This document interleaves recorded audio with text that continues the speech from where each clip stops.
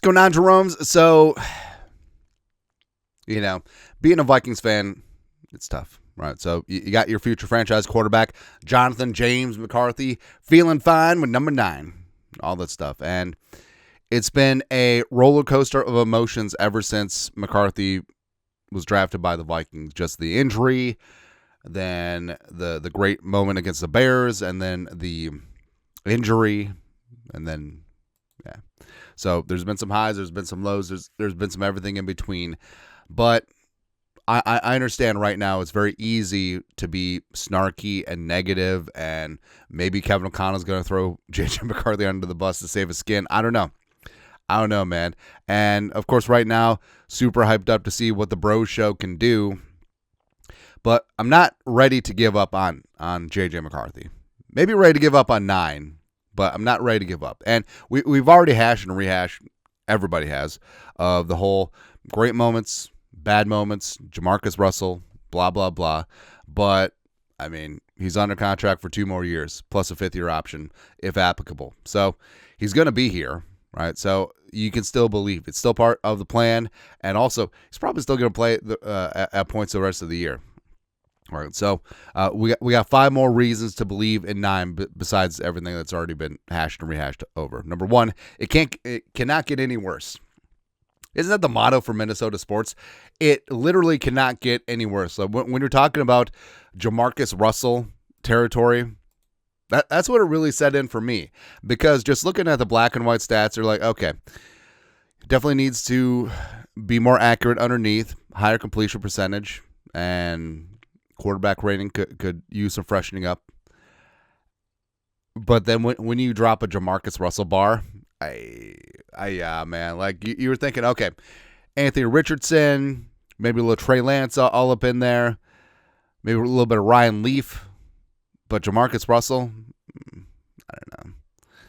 I don't know, man. But the real number 1, no one will work harder. So you already know what you have to fix. It's the mechanics, right? And it's something, too, that plays into more time to work with Kevin O'Connell, who I still believe is indeed the quarterback whisperer.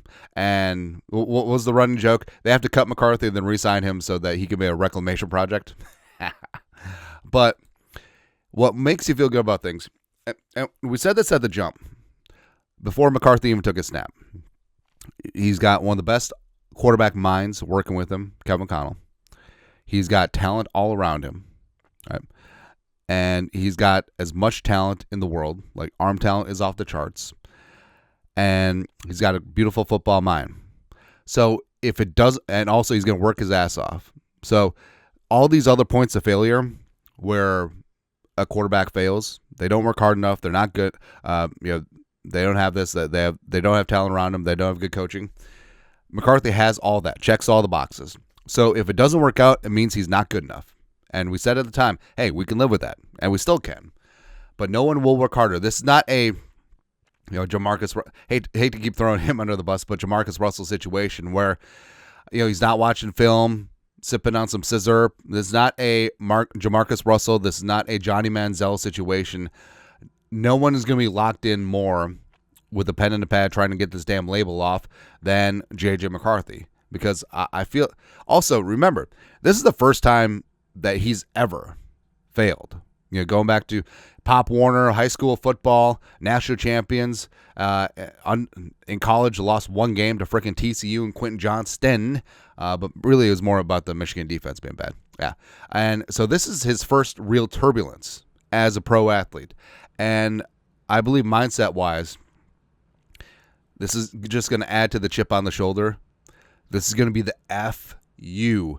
F you, F you, F you. You're cool, F you. I'm out. Right? So no one's going to bust their ass harder.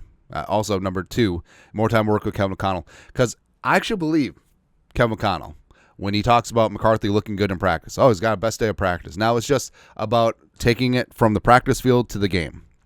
And also, Kevin O'Connell, he needs to understand he cannot overcoach this dude at this moment in time. You just have to let him play. Hey, all these other technical things are going to have to happen in the offseason. Can't happen right now with 3 diddly-poo practices. Nah, it's a moot point this week because he's in concussion protocol. But long-term, able to have more time with Kevin McConnell, even though, yes, the Vikings could and should bring in competition. I feel like he will thrive in competition. Number 3, offensive weapons will remain. And everyone's freaking out because it's like this year they were all in. They weren't. And we've talked about that. The cap can get cleaned up next year with some very, very easy moves. You're letting go of some contracts, restructuring some contracts, and there isn't a player on offense that you want to keep. That you can't, right? Do they want to keep Hockenson? TBD. I could easily see him being cut. Ryan Kelly, is he back for year 2? TBD. Addison, if they want to keep him, they can keep him, right? Even if the price tag's going to be approaching $30 million a year, they can keep him if they want to, because McCarthy's on his rookie deal, and you do have that cap flexibility, all right? So if you want to keep obviously Jefferson's there. Obviously Darisaw is here. Brian O'Neill is still chilling. I was looking at Brian and then Ryan Kelly. So we got Brian Kelly. And I swear to God, if Brian Kelly comes near this team, but all these offensive weapons are around him, and they will remain here. So it's not a talent issue. And it is also very frustrating to see that, hey, Cam Newton, Josh Allen, they put up numbers very early in the career with a supporting cast, a fraction of as good as the Vikings. That is one of the more frustrating things, and one of the more vexing things among the fan base, and I fully understand. Number 4, it's good to be humbled, right? So McCarthy, like we said, had that great Monday Night Football comeback against the Bears. NFC Offensive Player of the Week, beat the Lions at his 3rd career start, but then backsliding, right? Because after the Lions game, you had the whole 999 alter ego come out. Now, it's kind of cool in the moment. Like, things can be cool when you're winning, but they get thrown in your face when you're losing, right? And the whole 9 persona, you got to stow that shit, man. You have to put that one in a box, bury the box, burn everything, full-on Carthage scorched earth, right? And Bruce Arians, talking about McCarthy this week, he's absolutely right. Got to retire 9, just got to work, got to do all those things. And McCarthy, plus we liked his fired up demeanor, but you can't have that all the time.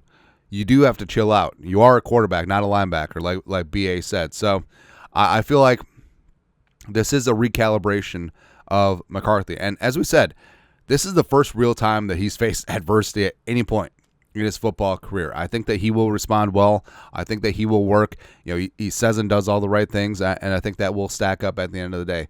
I don't see him as some entitled little prince where just like, oh, things aren't working out, I'm taking my ball and going home, or something similar to that. But I feel like the whole 9 thing, the whole fired up again, for someone who meditates as much as he does, why is he so just amped up all the time, man?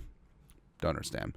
Lastly, number 5, that JJ will be a superstar elsewhere. Like, hey, say the Vikings were like, I understand, like a lot of hardcore Vikings fans are already out on McCarthy.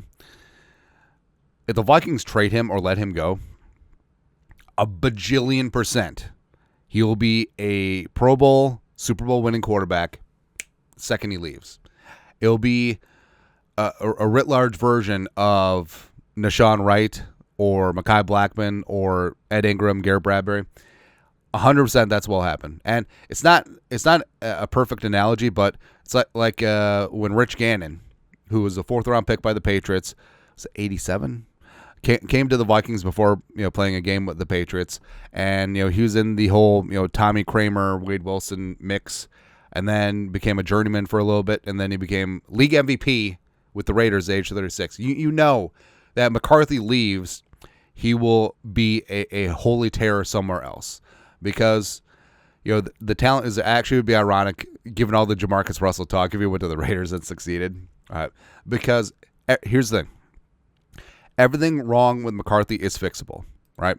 And you have the work ethic, you have the coaches, you have the weapons around him to make this thing work. You just have to give it some time. It's been 6 starts. Yes, he's in year 2, but also, yes, he is 22 years old. Even though people want things now, it's going to take a bit. And McCarthy has shown those high-end flashes that you definitely take to heart. You cannot teach the clutch gene. Just everything else, like you can tell, he just overthinking things. So it makes you feel better where he isn't just flat out ass, thank you. Although it's kind of close. But everything can be fixed. Everything can be scalable. Because, like we said, you know for a second, or you know for a fact, the second that he leaves, everything is going to be all right, and he's going to terrorize this league for 10, 12, 15 years. But have a little faith. Make a little love, get down tonight. Everything's going to be all right. I say that with all the conviction in the world, right? Also, well, actually it doesn't matter because Bro Show is going to come on in and be the next freaking Tom Brady. Which, yeah. Anyways, your thoughts are thoughts. 5 more reasons to believe in J.J. McCarthy. I was going to say believe in 9, but no, I think we need to retire 9. Well, hey. You can have 9 once we have 9 Jerome Bardys in the next 7 years. How about that? On the way to 12 and 10. There you go. Skull production value.